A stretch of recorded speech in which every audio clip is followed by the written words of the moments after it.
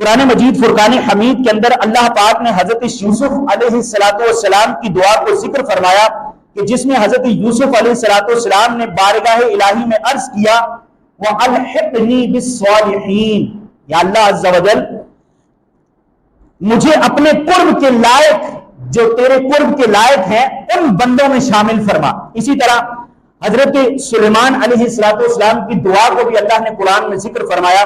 حضرت سلیمان علیہ السلام نے دعا کی وَأَدْخِلْنِي بِرَحْمَتِكَ فِي عِبَادِكَ الصَّالِحِينَ، مجھے اپنی رحمت سے اپنے ان بندوں میں شامل کر جو تیرے خاص قرب کے لائق ہیں۔ اسی طرح حضرت ابراہیم علیہ السلام کی مشہور دعا جو قرآن میں اللہ نے ذکر فرمائی، ابراہیم علیہ السلام نے دعا کی ربی حبلی حکمن والحقنی بالصالحین، یعنی اے میرے رب مجھے حکمت عطا فرما اور مجھے ان سے ملا دے جو تیرے خاص قرب کے لائق بندے ہیں۔ اب یہ گویا کہ ترقی کا اصل راز ہے۔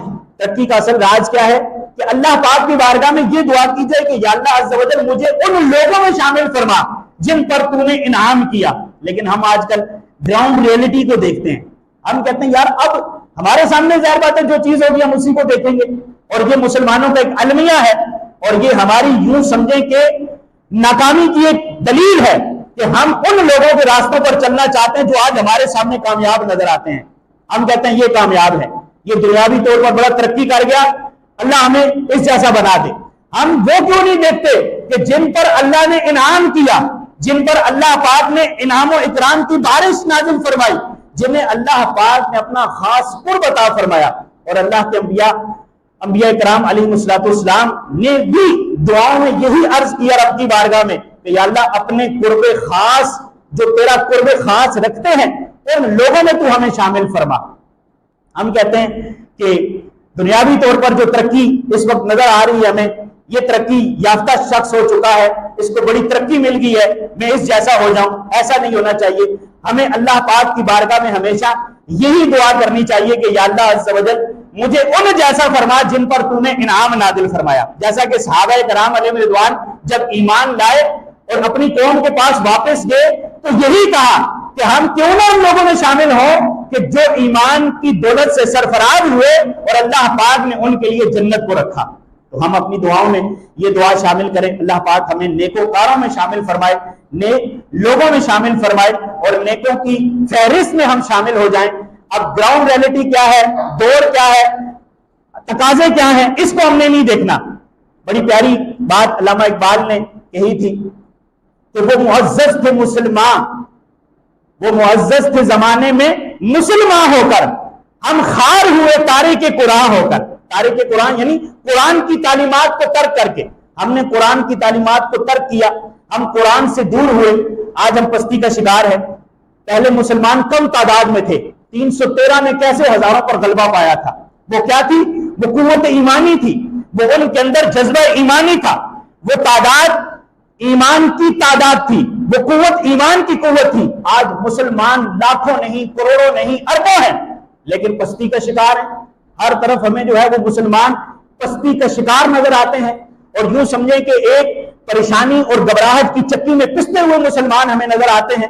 ہم کہتے ہیں کہ کفار بڑے ترقی کر کے، یہ بھی بڑی جو ہے وہ نازک بات ہے۔ ہم بعض اوقات ترقی کی مثال کفار کی دے رہے ہوتے ہیں، کیا پہلے کے مسلمانوں نے ترقی نہیں کی؟ ان جیسی ترقی تو کسی نے کی ہی نہیں ہے۔ صحابہ کرام علیہ رضوان کی مبارک زندگی ہمارے سامنے ہے کہ انہوں نے اپنی زندگی کو کیسے گزارا کہ اللہ پاک نے انہیں زندگی میں انعام و اکرام عطا فرمائے، اور تھوڑی سی تعداد تھی ان کی، اور اللہ پاک نے ان کی اس قوت کو ذکر قرآن کے اندر ارشاد فرمایا، اور آج مسلمان کروڑوں ہیں، اربوں ہیں، لیکن کیا ہے کہ کفار کے شعار پر ہیں۔ کفار ترقی کرتے ہوئے ہمیں نظر آ رہے ہیں، ہم کہتے ہیں دیکھیں انہوں نے کیسی ترقی کر لی۔ مسلمان بعض اوقات ہم آپس میں ایک دوسرے کو مثال دے رہے ہوتے ہیں کہ مسلمان دیکھیں جو ہے وہ پستی کا شکار ہو گئے، وہ دیکھیں کتنا ترقی کر گئے۔ کفار کی مثالیں دے کر ہم ان کی ترقی کو ذکر کر رہے ہوتے ہیں، اور اپنے ہی مسلمانوں کو پستی کا شکار خود بنا رہے ہوتے ہیں۔ مسلمان ہمیشہ سے ترقی پذیر تھے اور ہمیشہ ترقی پذیر رہیں گے، صرف سوچ کی تبدیلی ہے، صرف سوچ کی بات ہے، صرف اس بات کی توجہ کی حاجت ہے کہ ہم قرآن کے قریب ہو جائیں، ہم قرآن کی تعلیمات کو اپنا لیں، ہم نبی کریم صلی اللہ تعالی علیہ وسلم کی احادیث کو اپنا لے، آج ہمیں ہمارے ضروری مسائل، نماز کے مسائل، غسل کے مسائل، وضو کے مسائل جو سیکھنا ہم پر فرض ہے، ان کی طرف ہم آتے ہی نہیں ہیں، وہ ہم سیکھتے ہی نہیں ہیں۔ ہم دوسروں کی ترقی کی مثالیں دے رہے ہیں۔ غسل کے فرض ہم سے پوچھ لیے جائیں تو بسا اوقات ہم بغلے جاننے لگ جائے، پتہ ہی نہ چلے کہ غسل کے کتنے فرض ہیں، نماز جنازہ کے کتنے فرائض ہیں پتہ ہی نہ ہو، حج فرض ہو گیا، حج کے ارکان کتنے ہیں، حج کے ایام کون سے ہیں۔ بعض اوقات مسلمانوں کو تو حج کے ایام ہی نہیں پتہ ہوتے، اور بدقسمتی سے ابھی قربانی ہو رہی ہے تو قربانی کے بھی ایام ہی نہیں پتہ ہوتے کہ قربانی کے ایام کون سے ہیں، ذی الحج کی کون سی تاریخ کو قربانی ہوگی۔ یہ ویسے 10 ذی الحجہ تو مشہور ہے، لیکن پتہ نہیں ہوتا کہ 12 ذی الحجہ کی مغرب سے پہلے جو ہے وہ قربانی کر سکتے۔ یہ وہ ضروری مسائل ہیں، یہ وہ امپورٹنٹ ہمارے مسائل ہیں جو ہمیں سیکھنا ضروری ہے۔ ایز اے مسلم، ایسا مسلمان بالغ ہونے کے بعد ہم پر بہت ساری چیزیں سیکھنا فرض ہو گئی۔ نکاح ہوا تو نکاح کے احکام سیکھنا فرض ہوئے، وہ کون سی ایسی باتیں ہیں کہ جو ہم بیوی سے کہیں گے تو نکاح ٹوٹ جائے گا، یہ بھی سیکھنا بھی ہمارے لیے ضروری ہے۔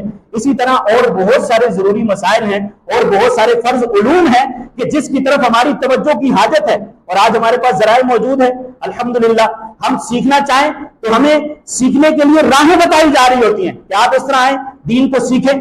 ہم بسا اوقات جو دنیاوی طور پر ایک یوں سمجھے کہ ایسے مسائل کے دور جدید کے مسائل ہمیں نظر آ رہے ہوتے ہیں، ہم اس پر بحث کر رہے ہوتے ہیں۔ جو اصلی مسائل ہیں، جو فرائض ہیں، جو واجبات ہیں، جو ہم پر سیکھنا ہر حال میں ضروری ہے، وہ تو ہم سیکھتے ہی نہیں ہیں۔ نماز کے مسائل کا نہیں پتا، نماز کے اندر سجدے کے اندر ہمارے پاؤں کی انگلیاں کتنی موڑی ہونا ضروری ہے یہ ہمیں نہیں پتا، یہ عام ترین مسئلہ ہے، لیکن ہماری توجہ نہیں ہے، ہم سیکھنا ہی نہیں چاہتے، ہماری کوشش ہی نہیں ہوتی کہ ہم سیکھیں نماز۔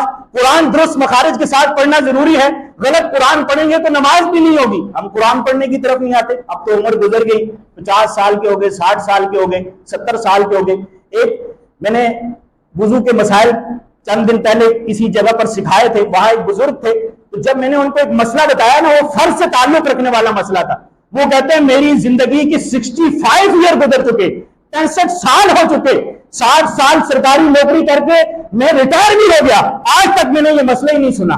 اب دین کے قریب آئیں گے تو سنیں گے نا، اسلام کے قریب آئیں گے تو سنیں گے۔ ہم مولویوں سے دور بھاگتے ہیں، ہم علماء سے دور بھاگتے ہیں، معاذ اللہ یہ ہماری جو ہے وہ بدقسمتی ہے۔ اللہ پاک ہمیں